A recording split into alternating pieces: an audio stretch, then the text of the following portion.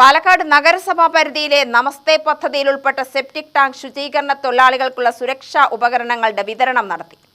നഗരസഭാ ആരോഗ്യകാര്യ standing committee chairman P Smitesh നിർവഹിച്ചു.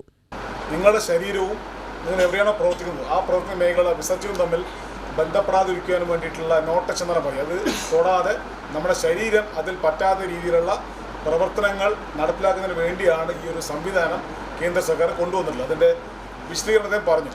മെക്കനൈസേഷൻ കൊണ്ടുവരണം എന്ന് വെച്ച് കഴിഞ്ഞാൽ ഇതിനകത്ത് യന്ത്രവൽക്കരണം കൊണ്ടുവരണം.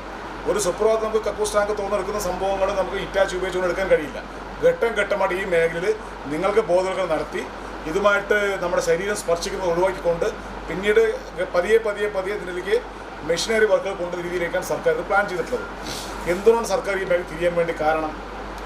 ഈ ജോലിയുമായി ബന്ധപ്പെട്ടുകൊണ്ടുള്ള അസുഖങ്ങൾ ആളുകൾക്ക് വരാതിരിക്കാൻ വേണ്ടിയാണ് ഈ മേഖലയ്ക്ക് മെക്കാനൈസേഷൻ കൊണ്ടുവരുന്നത്. അത് എന്തുകൊണ്ടാണെന്ന് കൃത്യമായി സൂചിപ്പിച്ചു.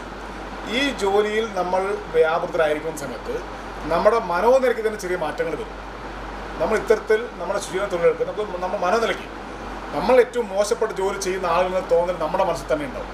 നമ്മുടെ ജീവിത രീതിയും അങ്ങനെ തന്നെ ആയിരിക്കും, നമ്മുടെ വേഷവിധാനവും അങ്ങനെ തന്നെയായിരിക്കും. പക്ഷേ നമ്മൾ മനസ്സിലാക്കേണ്ടത് ഏറ്റവും മോശപ്പെട്ട തൊഴിലെടുക്കുന്ന സമയത്ത് ഈ ജോലിയുടെ സ്വഭാവം കൊണ്ട് ഇതൊരു മോശപ്പെട്ട തൊഴിലാണ്. നമുക്ക് സമൂഹത്തിൽ ഇമേജ് കൊണ്ടൊക്കെ നമുക്ക് പറയാൻ സാധിക്കും.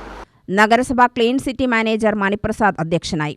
നമസ്തേ nodal officer health inspector Shrimati, public health inspector Nisha എന്നിവർ സംസാരിച്ചു. UTV news, Palakkad.